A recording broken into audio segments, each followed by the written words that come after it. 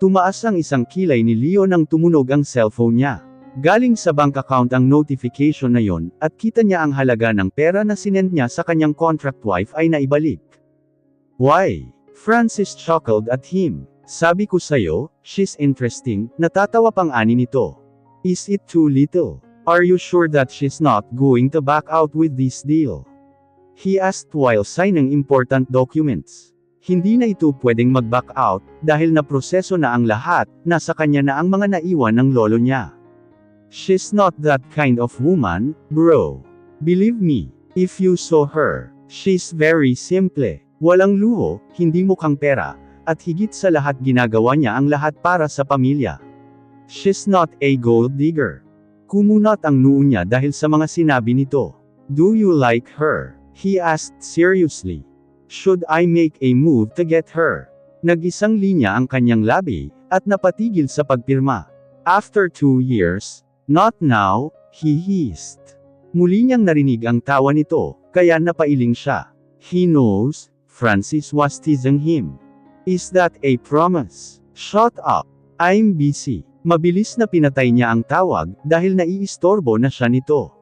Nag-focus siya ulit sa mga ginagawa, pero hindi na niya matanggal sa isip kung anong klaseng babae ba ang napangasawa niya sa papel. Francis was interested too, and he got curious big time.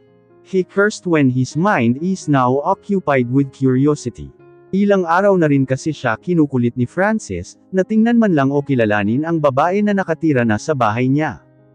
Pero kung sakali man gusto niya itong kilalanin, hindi siya magpapakilala rito bilang isang boss o asawa sa papel. He will not do that, because he still doesn't know her. He already met a lot of shameless women who wants him and his money. Kasalukuyang naghahanap si Bianca ng trabaho malapit sa tinirhan niya. Kahit na malaki ang sahod niya, ay ayaw naman niyang maging tambay lang sa malaking bahay. Ilang araw na siyang naglilinis lang ng bahay, kahit malaki kasi iyon para sa kanya, ay mabilis lang linisin dahil hindi naman siya makalat, at higit sa lahat pagkarating niya roon, ay bawat sulok malinis. Kumislap ang mata niya, nang makita ang nakapaskil sa pinto ng isang restaurant. Hiring waitress. Sa wakas ay may nakita na siya. Kanina pa siya naglalakad para tumingin-tingin, pero hindi hiring ang mga ibang establishment. Huminga siya ng malalim bago pumasok sa restaurant. Hindi ito fast food chain, dahil labas pa lang sobrang ganda na, lalo na sa loob. Magandang umaga po ma'am, nakangiting bati sa kanya ng guard. Magandang umaga po kuya, tungkol po sana sa nakapaskil na hiring, magpapasa po sana ako ng resume, diretsyong sambit niya.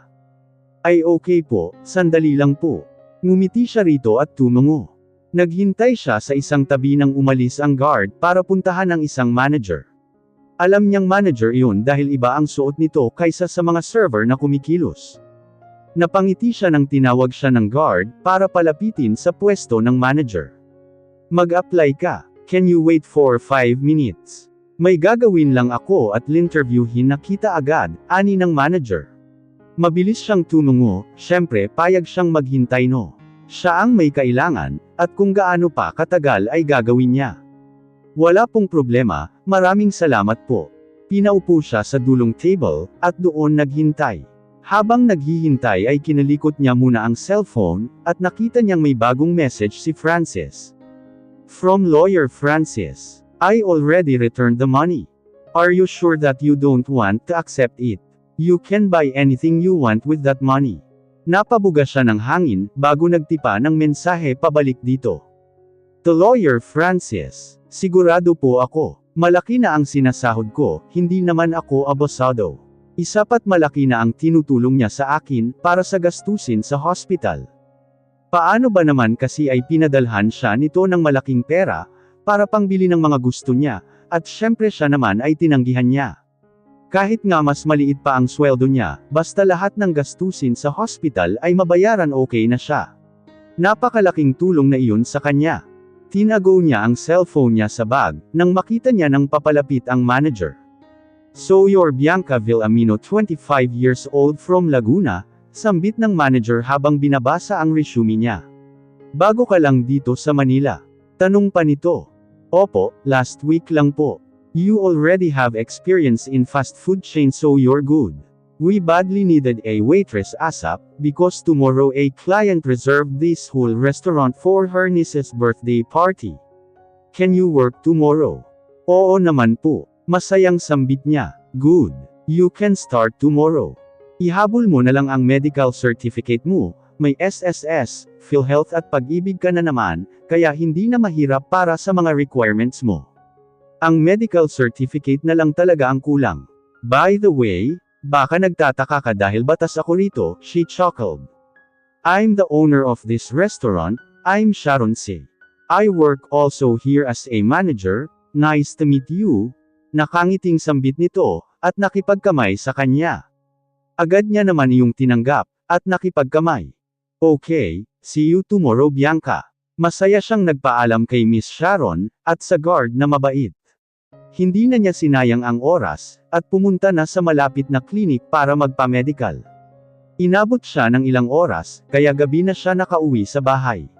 Naligo muna siya para mapreskuhan, bago kumain ng pagkain na binili niya sa labas.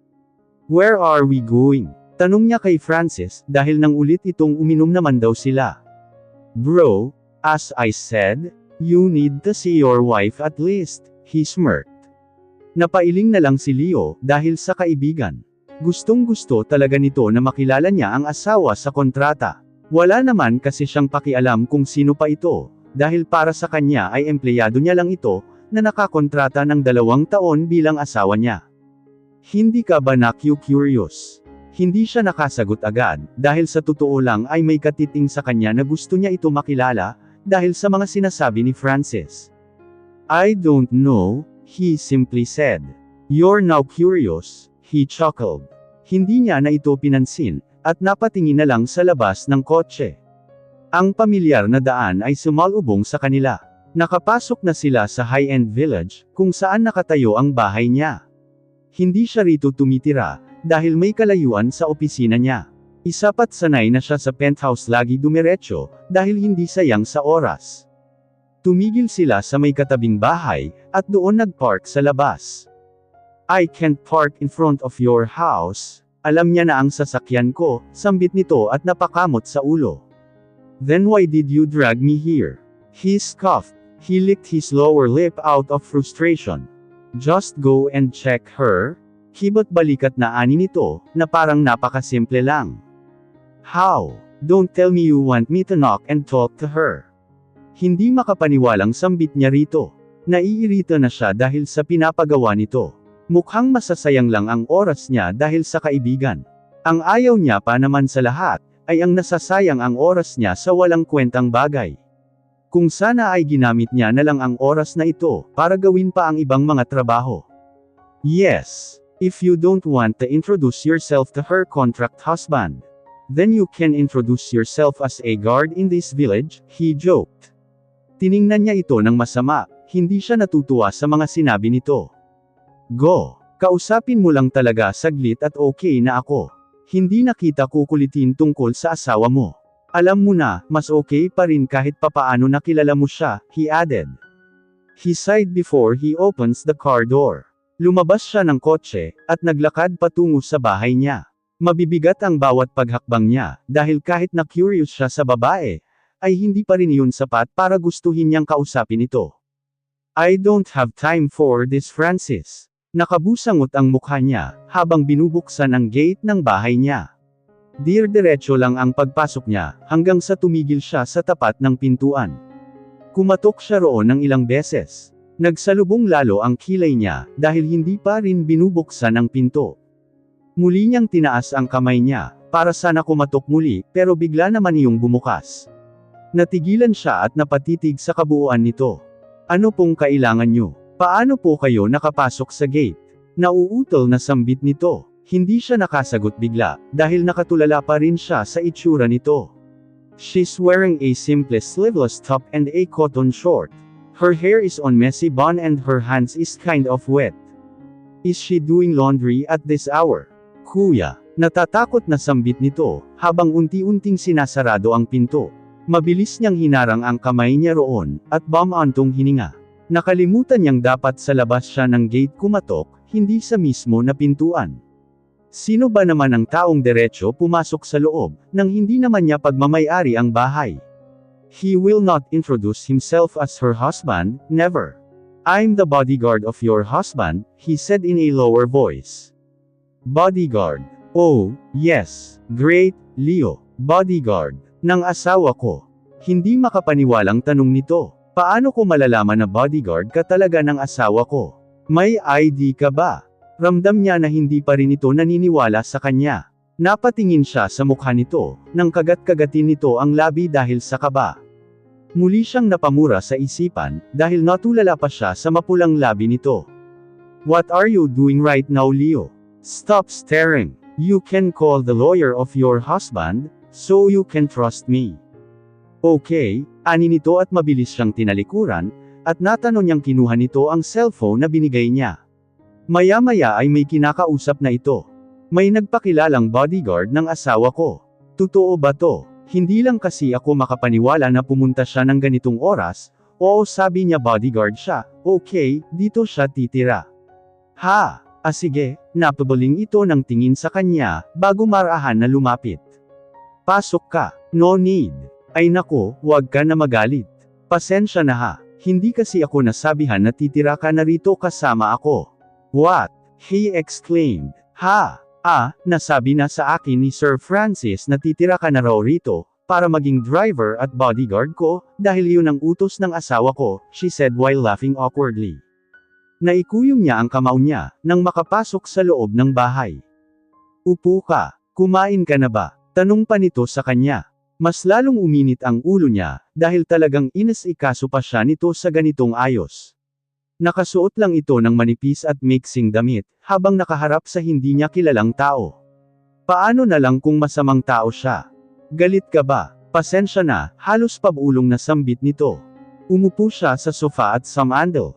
I'm not. Pero nakasimangot ka, bulong nito sa sarili, pero nakaabot naman sa tainga niya. Siya nga pala hindi ko alam kung saan ka matutulog, siguro sa isang guest room na lang. Sambit pa nito sa kanya. Why? Are you using the other guest room? Nagtataka naman itong tumingin sa kanya. I mean, hindi ka ba natutulog sa kwarto niyo ng asawa mo, bawi niya rito. Nanlaki ang mata nito at mukhang nataranta. Ano, natutulog ako roon, syempre. Tumawa ito na parang kinakabahan. She's great at hiding their secret. Minsan lang doon ako natutulog sa kabilang guest room, kasi nami-miss ko ang asawa ko, bawi pa nito. He smirked because of the thought she's acting like a real wife. Well, hindi na siya kakabahan, mukhang hindi naman ito magsasalita sa sikretong arrangement nila. Napatingin siya sa kamay nito at kita niya na suot nito, ang singsing gaya ng inutos niya. Sige, tapusin ko lang ang nilalabhan ko ha. Bukas kasi ay may trabaho pa ako, nakangiting ani nito sa kanya. Nagsalubong muli ang kilay niya. You're working. Hindi ka ba pinapadalhan ng asawa mo para sa mga kailangan mo? He can't help but to ask because he got more curious. Lahat ng ekstrang pera ay binabalik nito sa kanya. Woman loves luxury things and shopping, that's why he was confused that this woman rejected the extra money he gave. Pinapadalhan. That's her income. Ayaw ko naman umasa sa asawa ko. Kaya ko rin magtrabaho no. Your husband, my boss, is richer than you think. Barya lang yan sa kanya. Ngumiti ito ng tipid sa kanya. Mayaman siya, siya ang mayaman at hindi ako. Ayaw kong umaasa sa pera niya, gusto ko rin magtrabaho at makaipon, dahil pinaghirapan ko ang mga nakuha ko. Yung tipo na makakabili ako ng sariling bahay, at para sa magulang at mga kapatid ko, she dreamily added. Pinagsiklap nito ang kamay na parang nangangarap, pero agad ding nataranta dahil mukhang na-realize nito ang nasabi. Siyempre gusto ko rin ng sariling bahay na binili ko gamit ang pera ko, suportado naman ako ng asawa ko roon. He didn't say anything, and he let himself stare at her. At this time, he got more curious about her. Is this really her personality, or she was acting like a kind woman? Women flock to his feet. And most of them are willing to do anything for money and fame. But this woman in front of her is simply minded. He wants to know more about her, so he will just continue to act like he's a bodyguard in the meantime. Francis, you made me do what you want again. Sumimsam siya ng kape, habang pasulyap-sulyap sa lalaking hindi niya pa natatanong ang pangalan. Umuwi rin kasi ito kagabi, dahil wala palang gamit na dala. Hindi niya alam kung bakit pa ito pumunta ng ganong oras, para magpakilala sa kanya na siya ang bodyguard ng asawa niya. Sobra ang kaba niya dahil muntikan na siyang madulash kagabi, na hindi niya talaga kilala ang asawa niya. Mayayari siya pag nagkataon. Kain, ani niya nang pumunta ito ng kusina para kumuha ng tubig. Sa tingin niya ay nakatira na rin ito dati rito, dahil parang kabisado na kabisado ang buong bahay. Sa totoo lang mukhang ito nga ang may-ari kung hindi niya ito kilala. Hindi niya mapigilan na hindi rin tumitig sa mukha at katawan nito, dahil may ipagmamalaki. Mukha itong mayaman dahil sumisigaw sa kaperpektuhan ang mukha, at ang katawan naman ay nagmamalaki dahil sa mga muscles nito. Hindi bulky ang muscles nito, sakto lang na para bang isang modelo ito. Tapos ka na mag-ayos? Tanong niya rito dahil umupo na rin ito sa lamesa para kumain. Yes, tipid na tugon nito. Englishero ka talaga? Tanong niya. Hindi niya mapigilan pa ng pagsasalita nito. Mayaman ka no? Dagdag na tanong niya pa. English language can use by any people. No status is needed. Tumawa siya dahil sa kaseryosohan nito. Alam ko naman. Ito naman hindi mabiro. Inubos niya ang kinakain niya at ang kape na iniinom. Aalis pala ako ng 12 noon, 1 PM kasi ang duty ko ngayong araw. Kahit hindi mo na ako ihatid at bantayan, dahil malapit lang naman iyon, pwedeng lockerin, nakangiting sambit niya rito, habang nililigpit ang pinagkainan. No worries, it's my job, sagot nito. Hindi na siya nagreklamo pa, at tumango na lang. Tinapos niya ang hagasin dahil kailangan niya na maligo at mag-ayos pa. Maliligo lang ako, palm niya rito, pero nakita niya ang iritadong mukha nito. Just do whatever you want. You don't need to tell me what you're going to do. Nanlaki ang mata niya, dahil mukhang iritado talaga ito sa kanya. Sinabi ko lang naman. Gusto niya lang kasing sabihin, dahil baka magtaka ito kung bakit siya biglang aakyat. That's the problem. You still don't know me and you easily trust me. Ani nito at binaba ang kutsara, at tinidor saka siya tiningnan. Sinabi ko lang naman na maliligo ako. That's the problem, you're like inviting me to have a shower with you. Nag-init ang kanyang pisngi, dahil sa sinabi nito. Sobrang bilis ng tibok ng puso niya dahil sa pagkataranta. Hindi ganon ang pinaparating ko. She exclaimed. Pakiramdam niya ay kulay kamatis na ang mukha niya, dahil sa kahihiyan. Hindi na ito umimik kaya mabilis niya itong tinalikuran, at umakyat papunta sa kwarto niya. Para siyang hinihingal pagdating niya sa loob ng kwarto. Naiiling pa siya dahil sa mga naiisip. Gusto niya maging ka-close ito, dahil makakasama niya ito ng matagal sa iisang bubong. Dumiretso na siya sa banyo para maligo. Habang nasa ilalim ng shower, ay hindi niya mapigilan na ma-imagine na kasama ito sa loob ng CR. Napasuklay siya sa basang buhok, at ipinikit niya ang mata niya. Umagang-umaga ay ginugulo siya agad nito. Ano ba itong naiisip ko? Impit tili niya. Winaksi niya ang nasa isipan, at pinagpatuloy na lang ang pagligo. Nang matapos siya ay nagbihis siya ng itim na pants at t-shirt. May iaabot naman sa kanyang pantaas na uniform, basta ang kailangan lang ay naka-close shoes siya at black pants. Pagkatapos niya magpatuyo ng buhok, ay bumaba na siya para makakain man lang bago sila umalis. Pagkababa niya ay hindi niya nakita ang binata, kaya dumiretso na lang siya sa kusina, para magluto ng adobo. May ingredients pa naman, kaya yun na lang ang lulutuin niya. Habang naghihintay siya na lumambot ang baboy, at kumuha muna siya ng juice sa ref para inumin. Umalis siya sa kusina para pumunta sa sala at manood saglit. Isang oras niya pa kasi papakuluan ang baboy para sobrang lambot. Saktong pag-upo niya ay bumukas ang pinto, kaya napalingon siya roon. Nasamid naman siya sa iniinom, nang makitang pumasok ang binata na walang saplot pantaas. Naka-sweatshirt ito at nakasuot ng sapatos. Ang katawan nito ay pawis na pawis. Tuloy-tuloy ang pag-ubo niya, kaya napatayo siya at dali-daling pumunta sa kusina, para uminom ng tubig. Are you okay? Hindi niya namalayan na sumunod pala ito sa kanya. Tangulang ang tugon niya, at nag-thumbs up dito. Hindi niya ito nilingon dahil baka maubo na naman siya. Nag-jogging ka sa labas? Tanong niya habang hindi pa rin ito nililingon. Ramdam niya pa rin ang mainit na presensya nito. Yes, tipid na tugon nito. Hindi na siya sumagot, at tinuon ang pansin sa niluluto. Kinagat-kagat niya ang ibabang labi, dahil kinakabahan talaga siya. Hindi niya ma-explain ang nararamdaman niya sa oras na ito. Tumigil ka Bianca, katawan lang yan. Kumakain ka naman nito no?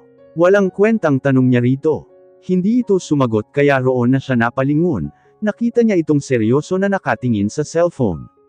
Maya-maya ay tumayo ito, at hindi man lang siya pinansin, mukhang may tinatawagan. Sa totoo lang ay nahihiwagaan siya rito, hindi lang dahil mukha itong mayaman kundi ang bawat kilos ay sumisigaw na hindi ito basta-basta na simpleng tao. Pero hindi na rin siya magtataka kung ganito talaga ito, kung sobrang yaman talaga ng asawa niya, ay paniguradong mga professional ang mga nasa paligid nito. Napatango-tango siya sa naisip. Pinatay niya ang apoy nang matapos magluto. Inihain niya iyon sa lamesa pati na rin ang kanin. Bumalik muna siya sa kwarto niya, para ayusin ang gamit niya, medyo maaga pa naman para kumain siya. Pagkatapos niya sa ginagawa niya ay lumabas na siya ulit ng kwarto, at sakto na lumabas din ang binata sa katapat na kwarto niya, iyong isang guest room. Kain na muna tayo bago umalis, sambit niya rito. Nautal pa talaga siya dahil nagsalubong ang kanilang paningin. Tumango naman ito, kaya kahit papaano ay napangiti siya dahil sumagot ito. Siya ang naunang naglakad pababa, para tumungo sa kusina. Nakasunod lang ito sa kanya, at nang makaupo sa dining table ay umupo na rin ito. Anong oras ang labas mo? Tanong nito habang nagsasandok ng pagkain. Napatitig naman siya sa isang kamay nito, na hawak-hawak ang isang bowl. Ang ugat nito sa kamay pataas sa siko ay halatang halata. Napalunok siya dahil sa natatanaw. Siya lang ba yung mahilig sa mga halatang ugat ng lalaki? Gusto niya kasi yung mga manly at malalakas tingnan. You're spacing out. Halos mapatalon siya nang marinig ang boses nito.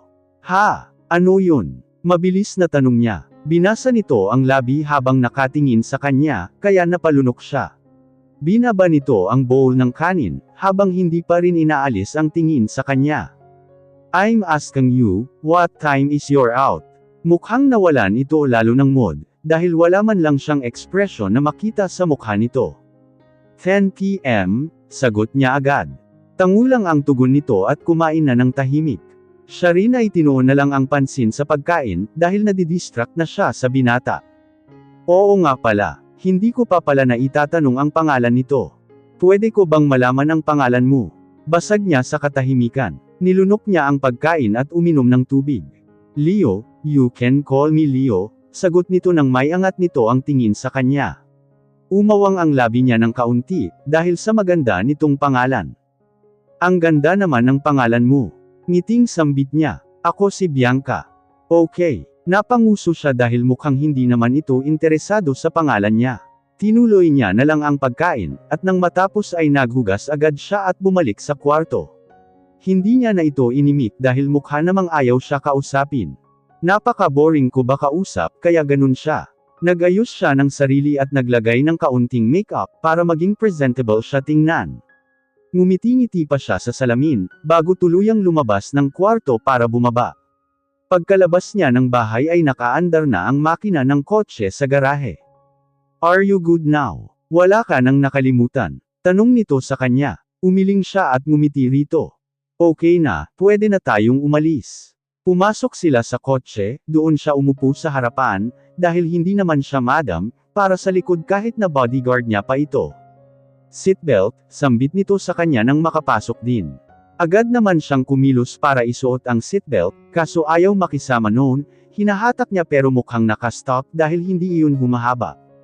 Nahigit niya naman ang hininga, nang biglang humawak si Leo sa headrest ng inuupuan niya.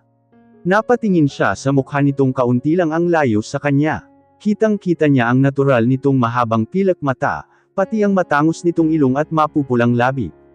Sobrang lakas ng tibok ng puso niya, na parang hindi na siya makahinga ng maayos.